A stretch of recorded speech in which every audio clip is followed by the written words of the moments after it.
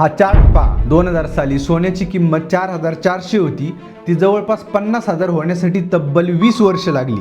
पण फक्त 5 वर्षात असं काय घडलं ज्याने सोन्याची किंमत एवढी वाढली आहे? तर सगळ्यात महत्त्वाचं कारण आहे डोनाल्ड ट्रम्प यांचे काही निर्णय आणि जगभरात अनेक देशांमध्ये युद्धजन्य परिस्थिती.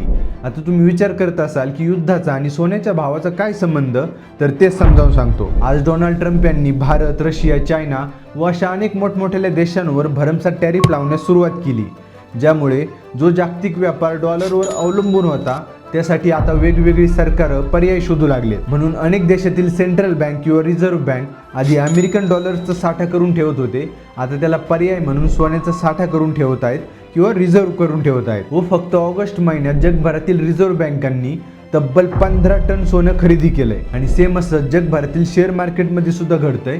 तुम्ही पाहिलं असेल की गेल्या 5 वर्षामध्ये युद्ध किंवा राजकीय उलथापालथीने शेअर मार्केट किती अस्थिर झालंय. म्हणून गुंतवणूकदार सेफ पर्याय म्हणून सोन्याला मानतायत, जो लॉंग टर्ममध्ये विदाऊट एनी रिस्क रिटर्न देऊ शकतो.